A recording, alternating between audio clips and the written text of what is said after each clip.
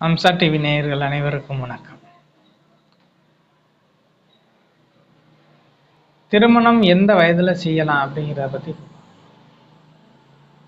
திருமணம் செய்யக்கூடிய வயது அப்படிங்கிறது ஒருவருக்கு கணக்கே கிடையாது. ஒருத்தருக்கு 20 வயசுல ஆகும், ஒருத்தருக்கு 35 வயசுல ஆகும்.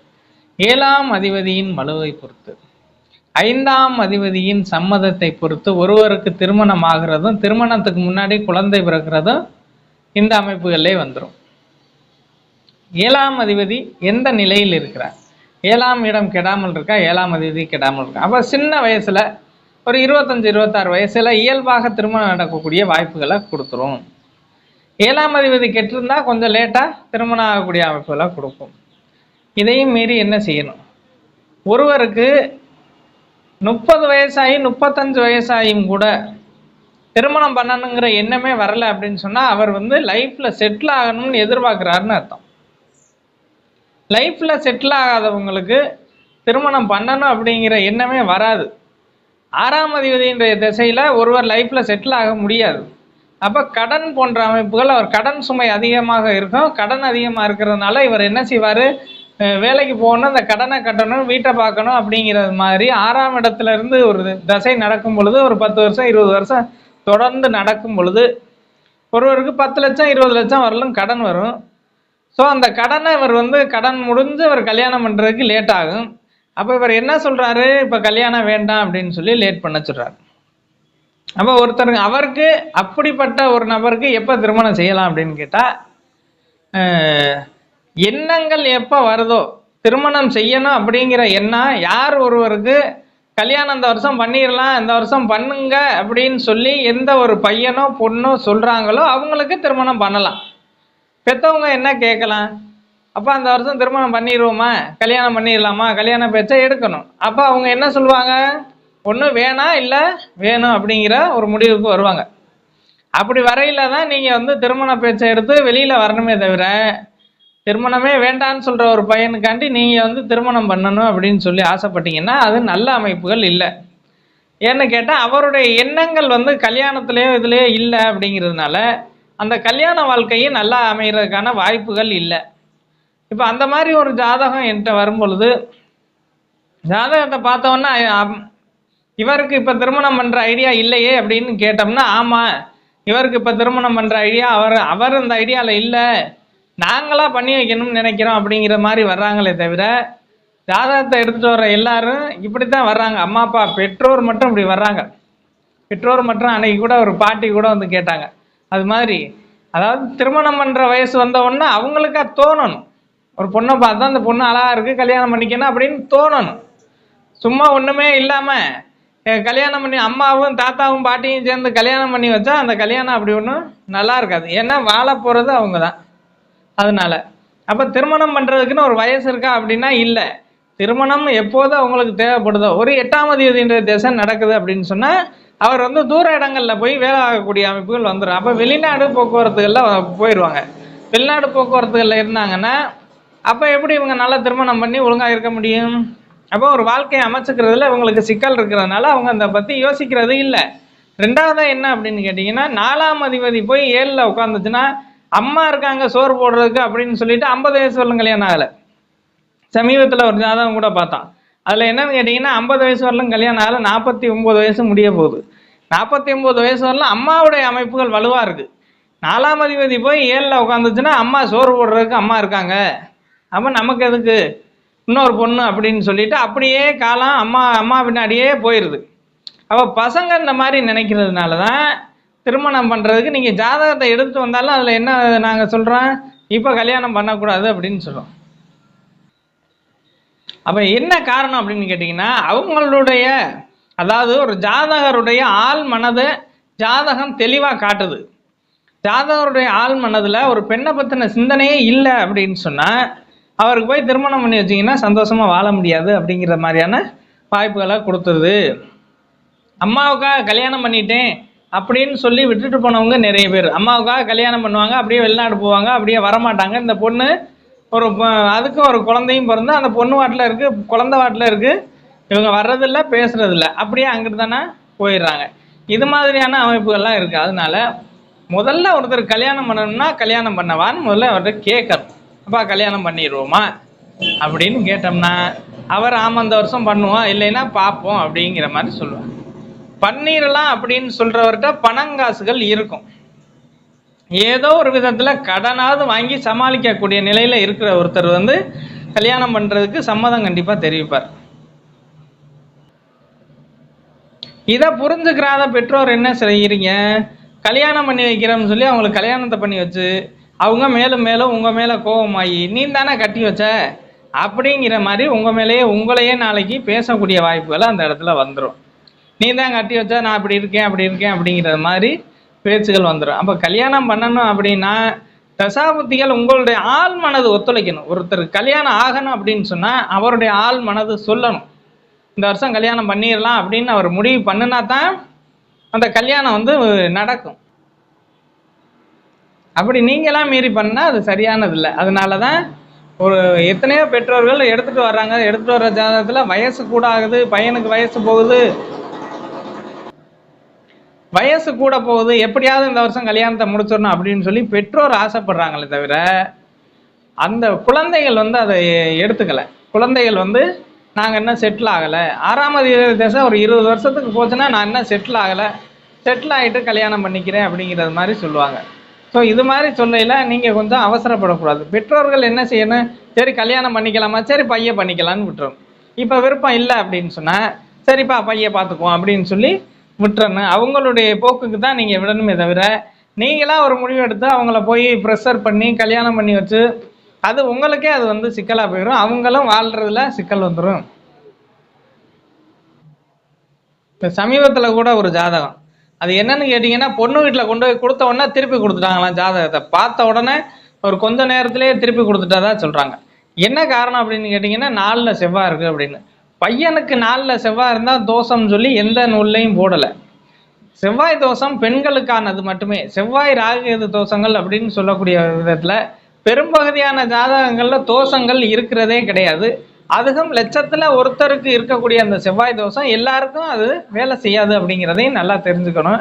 ஏன்னா அவசரப்பட்டு கிராமத்தில் இருக்கிறவங்களுக்கு தெரியலை, வீடியோ பார்க்குறீங்க, சிலர் வீடியோ பார்க்குறதுனால எல்லாருக்கும் இது ரீச் ஆகாது. எல்லாரும் யூடியூப் வச்சு பார்க்கல, ஒரு சின்ன சின்ன ஃபோன் வச்சுருக்கவங்களுக்கு கண்டிப்பாக தெரியாது. கிராமத்தில் இருக்கிறவங்களுக்கு அந்த விஷயங்கள் சுத்தமாக தெரியறதில்ல அப்படிங்கிறது மாதிரி இருக்குது. அப்போ கிராமத்தில் கொண்டு போய் ஒரு ஜாதகத்தை கொண்டு போய் கொடுத்தோன்னா 4ல் செவ்வாய் இருக்குது, 7ல் செவ்வாய் இருக்குது, 8ல் செவ்வாய் இருக்குது, அது எந்த நிலையில் இருக்குது, அது எப்படி இருக்குது அப்படிங்கிறது அவங்களுக்கு தெரியாது. 4ல் செவ்வாய் இருக்குன்னு சொல்லி ஒரு ஜாதகத்தை கழிச்சிங்களே, அந்த பையனுடைய ஜாதகம் ஒரு கோடீஸ்வரன் ஆகக்கூடிய ஒரு ஜாதகம், ஒரு அருமையான கோடியில் ஒருவராக வாழக்கூடிய ஒருவருடைய ஜாதகத்தை நீங்கள் இந்த செவ்வாயை வச்சு கழிச்சிங்க அப்படின்னு சொன்னால் அது ரொம்ப ஒரு சங்கடமான விஷயம். அதாவது ஒன்றுமில்லாத ஒரு ஜாதகத்தை ஒரு வசதி இல்லாத ஒரு பையனை நீங்கள் ஒதுக்கி இருந்தால் பரவாயில்ல. அந்த பையனும் இன்னும் வெளிநாடு போய் சம்பாரித்து பல கோடிகளை சம்பாரித்து வாழக்கூடிய, நெடுநாள்கள் வாழக்கூடிய, ஆயுள் பாவகம் வலுத்த 7ஆம் அதிபதியும் நல்லா இருக்கக்கூடிய ஒரு ஜாதகத்தில் நீங்கள் இந்த 4, 7, 8ல் செவ்வாய் இருந்தால் அந்த தோஷம்னு சொல்லிட்டு ஒரு ஆண் ஜாதகத்தில் எந்த காலத்துலேயும் தோஷம் கிடையாது. அது என்ன காரணம் அப்படின்னு கேட்டிங்கன்னா பஞ்சாங்கத்தில் ஸ்ரீனிவாசன் பஞ்சாங்கத்தில் தெளிவாக கொடுத்துருக்காங்க, ஆண்களுக்கு எந்த விதமான தோஷமும் கிடையாது அப்படின்னு. ஏன்னு கேட்டால் ஆண் சாயந்தரம் நைட்டுக்கு வருவார், காலையில் வேலைக்கு போயிடுவார், அவர் வீட்டில் இருக்கிறது இல்லை. இல்லத்தரசிக்கு மட்டும் அந்த தோஷத்தை கொடுத்துருக்காங்க. அதுக்கும் எப்படின்னு கேட்டிங்கன்னா ஒரு கூட்டு குடும்பமாக இருக்கிற இடத்துல ஒரு செவ்வாய் இந்த மாதிரி 4, 7, 8ல் இருந்துச்சுன்னா அந்த பெண்ணு கோபமாக பேசும், வைக்கும், பண்ணும். இதை வச்சு தான் அந்த செவ்வாய் தோஷம் கொடுத்தாங்களே தவிர இந்த மாதிரி ஆயிரும், இப்படி ஆயிரும், அப்படி ஆயிரும், செவ்வாய் தோஷம்னா வேறு மாதிரியான விஷயங்கள்லாம் நடக்கும் அப்படிங்கிறது மாதிரிலாம் எந்த இடத்துலையும் கிடையாது. சரிங்களா? ஆனால் இந்த 4ஆம் இடத்துல செவ்வாய் தோஷம் இருக்குன்னு சொல்லி அந்த கழிச்ச அந்த ஜாதகம் ஒரு கோடீஸ்வரனுடைய ஜாதகம். இப்போ பார்க்கையில் அவர் வருமானம் கம்மியாக இருக்கலாம், உங்களுடைய வசதி வாய்ப்புகள் ஓரளவிற்கு இருக்கலாம்.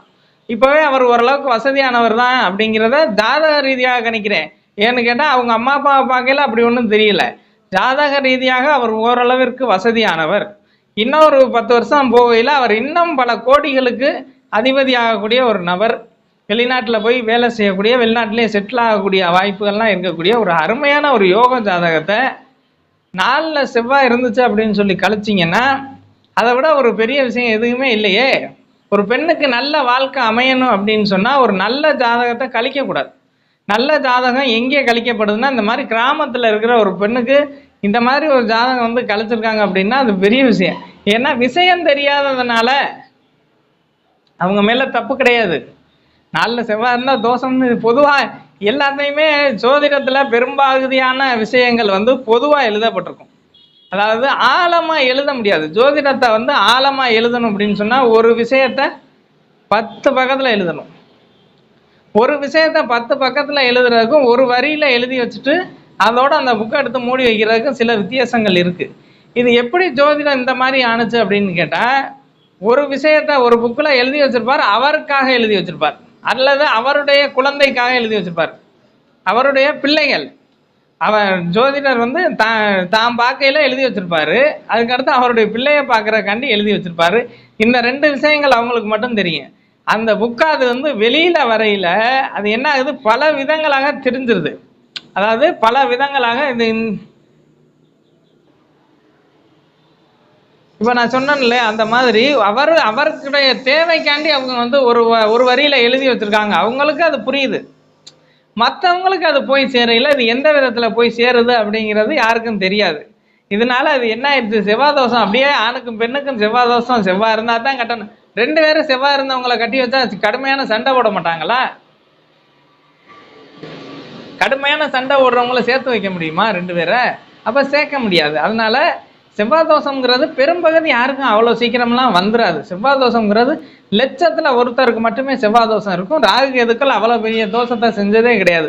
ராகு கேதுவ தோஷம்னு சொல்லி ஒரு டீம் அப்படியே அந்த வியாழ நோக்கம், அடுத்ததான் அந்த வியாழ நோக்கம், இந்த வருஷத்துக்குள்ளே கல்யாணம் பண்ணாதான் கல்யாணம் ஆகாது, அதெல்லாம் நம்பவே நம்பாதீங்க. வியாழ நோக்கம்ங்கிறது ஜாதகமே இல்லாமல், வியாழ நோக்கம் 10 பொருத்தம்ங்கிறது ஜாதகமே இல்லாமல் பெயர் நாமத்துக்கு பார்க்கப்படுகின்ற ஒரே சாஸ்திரமே தவிர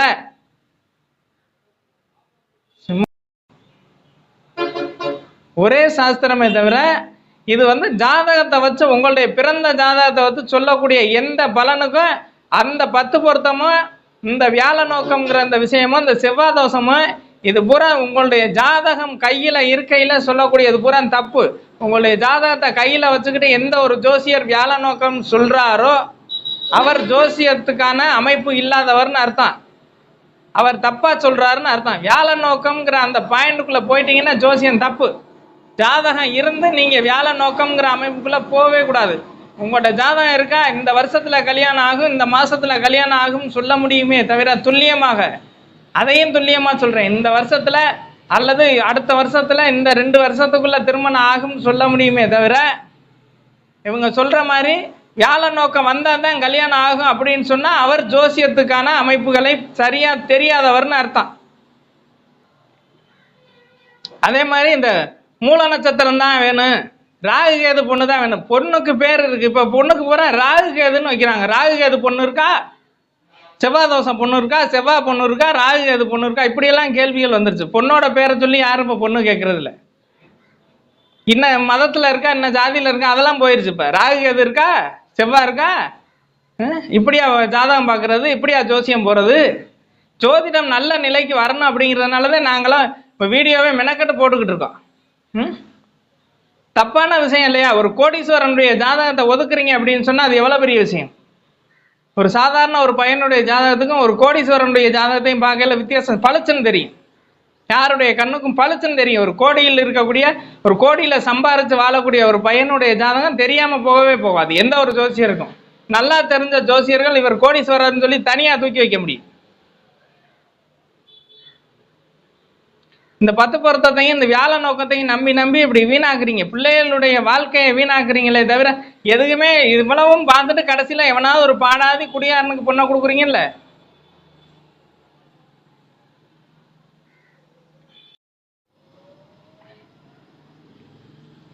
மூல நட்சத்திர பொண்ணு இருக்கா, ஆயில்ய நட்சத்திர பொண்ணு இருக்கா, அந்த பொண்ணு இருக்கா, மாமியார் இருக்காது, இந்த பொண்ணு இருக்கா, நாத்தனா இருக்கா, இதெல்லாம் சொல்றீங்க இல்லையா? ஏதாச்சும் சொல்றீங்க. நட்சத்திரத்தில் பலன்கள் இல்லை, ஆனால் குறிப்பிட்ட விஷயங்களை நட்சத்திரம் நிலையாக செய்கிறது. நட்சத்திரம்ங்கிறது நிலையாக செய்யக்கூடிய ஒரு அமைப்பு. நட்சத்திரத்தில் சில அமைப்புகள் அப்படியே ஃபிக்ஸடாக இருக்கும். இது அப்படியே நடக்கும். அதில் ஒரு 100 பாயிண்ட் இருக்குன்னா அதில் ஒரு 20 பாயிண்ட் கண்டிப்பாக நடக்கத்தான் செய்யும். நட்சத்திரத்தின் அமைப்புகளில் அந்த மாதிரியான பலன்கள் இருக்கே தவிர, இந்த மூல நட்சத்திரம், ஆயில்ய நட்சத்திரம் கேட்ட இந்த இப்படி நட்சத்திரத்தின் அடிப்படையில் ஒருவருக்கு பலன் சொல்லி அவருடைய திருமணம் நல்லா இருக்காது, இந்த பையன் நல்லா இருக்க மாட்டான், இந்த பொண்ணுக்கு சரியாக வராது அப்படின்னு சொல்லி கழிக்கிறது மிகப்பெரிய தப்பு. ஒரு சில நுணுக்கங்களில், ஒரு சில அமைப்புகளில் லக்னம், லக்னாதிபதி மற்றும் அவருடைய திருமண காலத்தில் ஏற்படக்கூடிய தசாபுத்திகளின் அடிப்படையில் ஒருவர் பாதிக்கப்படுவாரே தவிர, மாமியாருடைய ஜாதகம் நல்லா இருந்துன்னா மாமியார் ஏன் சாகுது? ஒருத்தர் கல்யாணம் ஒரு மூல நட்சத்திரம் தான் கட்டிட்டு போகிறான், மாமனாருக்கு ஆகாது, அவர் நல்லா இருக்கு, அவருடைய ஜாதகம் நல்லா இருக்கு, அவர் 100 வயசு வரலும் வாழணும்னா இந்த பொண்ணு வீட்டை விட்டு வெளியில் வந்துடும். அவர் நல்லா இருக்கணும்னு சொன்னால் இந்த பொண்ணு எப்படி அங்கே இருக்க முடியும்? இந்த பொண்ணு வெளியில் வந்துடும் கல்யாணத்தை பண்ணிட்டு. அப்போ அவங்களுக்கு என்ன பாதிப்புகள் இருக்குது? இல்லை. அது மாதிரி ஜோதிடத்தில் சில விதிகள் அப்படி தான் இருக்குது. சொல்லப்பட்டது அத்தனையும், ஜோதிடத்தில் சொல்லப்பட்டது அத்தனையும் பொது விதிகளே தவிர உங்களுக்கான ஒரு தனி விதிகள் அல்ல. ஒரு நல்ல ஜோசியர்னால இதை சொல்ல முடியும். ஒரு நல்ல ஜோசியர்னால வியாழ நோக்கத்தை வச்சு பலன் சொன்னால் அது முதல்ல தப்பு. 10 பொருத்தத்தை மட்டும் வச்சுட்டு ஒருத்தர் கல்யாணம் பண்ணி வச்சா தப்பு. 7ஆம் அதிபதி 2ஆம் அதிபதி அவருடைய வாழ்க்கை அமைப்பு எப்படி இருக்கும் அப்படின்னு சொல்லி பார்க்க தெரிஞ்சா மட்டுமே ஜோசியத்தில் ஜெயிக்க முடியும். இல்லைன்னா 10 பேருக்கு கல்யாணம் பண்ணி வச்சா 2 தான் நிற்கும், மற்ற 8 ஃபெயிலியர் ஆயிடும். இந்த 10 பொருத்தம் 11 பொருத்தம்லாம் பார்க்குறது வேஸ்ட்டு. ஆனால் அது எல்லாரும் அதை தான் கேட்குறீங்க. எங்களுக்கு வேறு வழி இல்லை, எழுதி கொடுத்து தான் ஆக வேண்டியது இருக்குது. 10 பொருத்தம் கேட்டிங்கன்னா நல்லா இருந்தால் கூட 2 பொருத்தம் போட்டு விடுவேன், 7 இருக்குன்னா 9ன்னு போட்டு விடுவேன். அந்த பையன் நல்ல பையனாக இருக்கான், கல்யாணம் பண்ணிக்கிட்டோம் அப்படின்னு சொல்லிட்டு. அது மாதிரி ஜாதகம் வலுவாக, ஜாதகமே இல்லை சரியா, நீங்கள் இந்த இது பார்த்துங்க, வியாழ நோக்கம் பாருங்கள், மாத ராசி பலனில் கூட அதையும் சொல்லிடுறான். நீங்கள் தேவையானதை அதில் நீங்கள் பார்த்து கல்யாணம் பண்ணிக்கிற வேண்டியதான். இந்த மாதம் உங்களுக்கு பொண்ணு கிடைக்கும்னா சரிங்க அப்படின்னு போய் பொண்ணை பார்த்து ஒரு பொண்ணை பிடிச்சி கல்யாணம் பண்ணிக்க வேண்டியதான். 10 பொருத்தத்தை பேர் நாம எழுத்து பொருத்தங்கள்னு தான் கொடுத்துருக்காங்க. பெயர் நாம எழுத்து பொருத்தத்தை நம்ம ஜாதகத்துக்குள்ளே கொண்டு வந்து திணிக்கிறது முதல்ல தப்பு. அது நட்சத்திர பொருத்தம் கிடையாது. அதுக்கு பேரே பெயர் நாம எழுத்து. ஒரு பேரில் இருக்கிற முதல் எழுத்தை எடுத்துக்கிட்டா அந்த பேரில் இருக்கிற நட்சத்திரம் எதுன்னு பார்த்து அந்த 2 நட்சத்திரத்தையும் பொருத்தம் பார்த்து அந்த காலத்து ஜோதிடர்களுக்காக எழுதப்பட்ட அந்த விதிகள் இன்னைக்கு முற்றிலும் பொருந்தாத விதிகள். அன்னைக்கு சொல்லப்பட்ட அந்த செவ்வாய் தோஷம்ங்கிறது எத்தனை பேருக்கு அன்னைக்கு ஜாதகம் இருந்துச்சு? எத்தனை லட்சம் பேருக்கு அன்னைக்கு ஜாதகம் இருந்துச்சு? இவங்க செவ்வாய் தோஷம்னு சொல்லி ஒவ்வொருத்தவங்களையும் ஒதுக்குறீங்களே, எத்தனை லட்சம் பேருடைய ஜாதகத்தை ஆய்வு பண்ணி அதுக்கப்புறம் அவங்க ஒதுக்கியிருக்காங்க? இல்லை. செவ்வாய் ஒரு சில இடங்கள்ல இருக்கையில கணவருக்கோ மனைவிக்கோ சின்ன சின்ன உடல்நிலை பாதிப்புகளை தருமே தவிர அவரவரின் ஜாதகத்தின்படி அவர் 90 வயசு 80 வயசு 70 வயசுன்னு வாழக்கூடிய ஆயுள் அமைப்புகளை பெறுவாரே தவிர, அவர் செவ்வாதோஷத்தை கட்டினோன்னா அவர் செத்து போயிடுவார், புருஷன் செத்து போயிடுவார். இப்படி எல்லாமா இருக்கு? இல்லை. ஜாதகம் வலுவை பொறுத்து தான். 7ஆம் அதிபதி நல்லா இருந்தால் அவர் ஏன் செத்து போறாரு? 8ஆம் அதிபதி நல்லா இருந்தால் அவருக்கு என்ன பிரச்சனை வரப்போகுது? ஒன்றும் வராது. அப்போ ஜோதிடத்தில் சில விஷயங்களை மேலோட்டமாக கொடுக்கப்பட்டதுனால நீங்கள் என்ன செய்கிறீங்க? மேலோட்டமாக கொடுத்துருக்காங்க, அதை அப்படியே எடுத்துக்குவோம். அப்போ நம்மளை மாதிரி ஜோசியர்கிட்ட வரையில் அதை நம்ம இங்கே டவுனில் இருக்கிறவங்க, நாங்கள் நல்லா பார்க்குறவங்க ஒரு சில விஷயத்துக்களை சொல்லி விட்றோம். நேராக போய் ஒரு கிராமத்து ஜோசியர்கிட்ட போய் கொடுத்தோன்னா அவர் அங்கே இருந்துக்கிட்டு, ஐயா அது சரியில்லை, இது சரியில்லை, செவ்வாய் தோஷமாக இருக்குது. செவ்வாய் எல்லா இடத்துலையும் செவ்வாய் இருக்குது. 12 கட்டத்துலையும் செவ்வாய் இருந்தே தீரும். யாரோ ஒருவருக்கு எங்கோ ஒரு இடத்துல இருந்து தானே ஆகணும். அந்த பலன்கள் குறையத்தானே நடக்கும். அவர் இருக்கிற இடத்துல லேசான பலன்கள் குறையும், அல்லது அவர் இருக்கிற இடத்துல ஒரு குறைபாடுகள் இருக்கத்தானே செய்யும். சனி இருக்கத்தான் செய்யும். சனி இருக்கிற இடத்துல ஒரு பலன் குறையத்தான் செய்யும். ஒரு ஆண் குழந்தைக்கு எதிர்பார்ப்போம், பெண் குழந்தை பிறக்கும், சனியினுடைய பார்வை இருக்கும். ஒரு பாவ கிரகத்தினுடைய சேர்க்கைகள் இருக்கும் பொழுது அதனுடைய பலன்கள் குறைச்சு நடக்கும். ஒரு நல்ல கிரகங்கள் சேரும் பொழுது ஒரு பலன்கள் கூடுதலாக நடக்குது. அதை விட்டுட்டு செவ்வாய் எப்படி இருக்கு, செவ்வாய் எப்படி இருக்கு, எத்தனை பேர் தான் சொல்லுவீங்க? அந்த செவ்வாய ஆம்பளைக்கெல்லாம் தோஷம் இருக்கு, ஆண்களுக்கு எந்த இதுலையும் தோஷம் இல்லைன்னு சொல்லி போட்டிருக்காங்க, அதை கூட யாரும் படிக்கிறது இல்லை. ஒரு சில பழைய பஞ்சாங்கங்கள்ல அதை பற்றி போடலை. இப்போ வரக்கூடிய எல்லா பஞ்சாங்கத்திலையும் திருக்கணித பஞ்சாங்கங்கள்ல அதை பற்றி போட்டிருக்காங்க. ஆண்களுக்கு தோஷம் இல்லை, பெண்களுக்கு மட்டுமே தோஷம், அத்தனை தோஷம் பெண்களுக்கானது.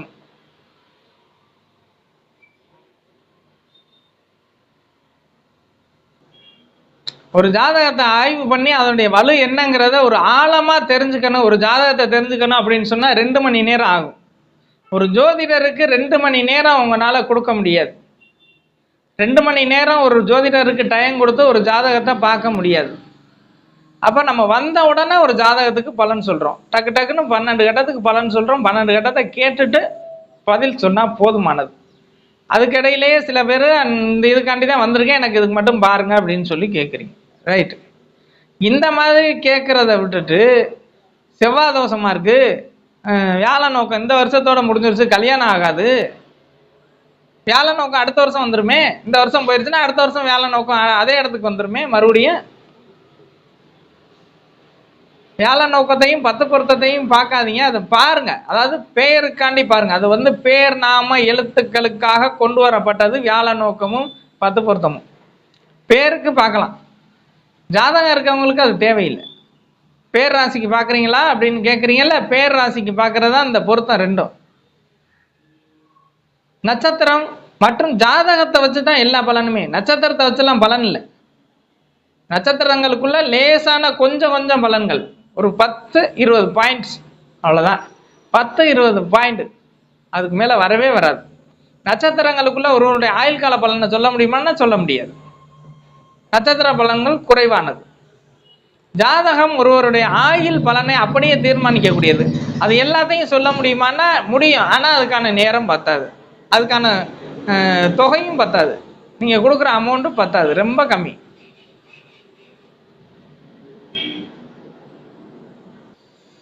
சரி, ஒரு ஆணோ பெண்ணோ எப்போ திருமணம் செய்யலாம், அவங்களுக்கு எப்போ திருமணம் செய்யணும்னு தோணுதோ அன்னைக்கு அவங்களுடைய ஜாதகத்தை கொண்டு போய் பார்த்து திருமணம் செஞ்சீங்கன்னா மிக கரெக்டாக இருக்கும். அதுக்கிடையில் நீங்கள் ஜாதகத்தை தூக்கிட்டு எத்தனை ஜோசியர்கிட்ட போனாலும் வேஸ்ட்.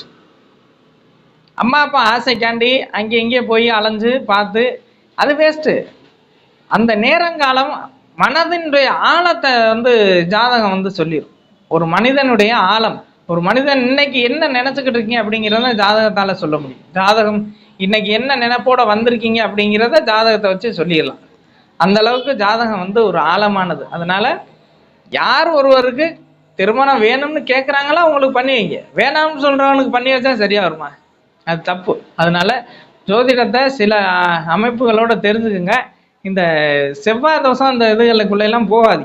செவ்வாய் தோஷம்லாம் இன்னும் எத்தனையோ ஜோதிடர்கள் என்னை விட பெரிய ஜோசியர்கள்லாம் இருக்காங்க, அவங்கெல்லாம் செவ்வாய் தோஷம்னு சொல்லலை. செவ்வாய் எந்த ஜோசியரும் இப்போ தோஷம்னு சொல்கிறது இல்லை. ஏன்னா அது தோஷத்தை ஓரளவுக்கு பேரளவுக்கு செய்யும். இப்போ நட்சத்திரத்தை சொன்னோம் இல்லையா, ஒரு 10 பாயிண்ட், அது மாதிரி தோஷத்தை பேரளவுக்கு செய்யக்கூடிய அமைப்புகள்லையும் அது இருக்கும். அப்படிங்கிறதுனால செவ்வாய் தோஷம் லட்சத்தில் ஒருத்தருக்கு, கோடியில் ஒருவருக்கு முழுமையாக செயல்படுமே தவிர எல்லாருக்கும் இல்லை. அன்றைய காலகட்டத்தில் ஜாதகங்கள் இவ்வளவு ஆய்வுகளுக்குள்ளே வரலை. இன்னைக்கு நிறைய ஜாதகம் பார்க்குறோம், நிறைய ஆய்வுகள் பார்க்குறோம், எல்லாத்தையுமே பார்த்துக்கிட்டே வரோம். அதனால இந்த மாதிரியான ஒரு தேவையில்லாத விஷயத்துக்குள்ளே போய் உங்களை நீங்கள் குழப்பிக்கிட்டு ஒரு நல்ல பையனை ஒதுக்குறது தப்பு.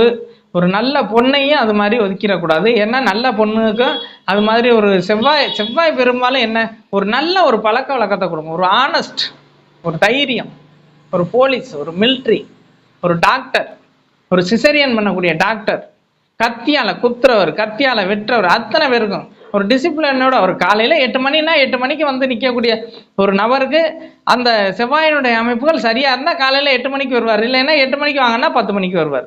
செவ்வாய்ங்கிறது ஒரு நல்ல கிரகம், ஒரு நல்ல அமைப்பை தரக்கூடிய ஒரு கிரகம். எந்த இடத்துலையும் ஒருவரை தலைகுனியாமல் நிமிர வைக்கக்கூடிய ஒரே கிரகம் செவ்வாய் தான். செவ்வாய் நல்லா இருந்தால் போதும், அத்தனை போலீஸும் சல்யூட் அடிப்பாங்க உங்களுக்கு. ஏன்னா செவ்வாயினுடைய அமைப்புகள் அந்த அளவுக்கு ஒரு நல்ல அமைப்பு. சரிங்களா? அதனால செவ்வாய் இருக்குது அப்படின்னு சொல்லிட்டு ஜாதகத்தை, எந்த ஜாதகத்தையும் கழிக்காதீங்க. மூல நட்சத்திரம்ங்கிறத எல்லாருக்கும் பொருந்தாது. மூல நட்சத்திரம் ஏற்கனவே வீடியோ போட்டிருக்கேன், அதுலேயும் பாருங்க.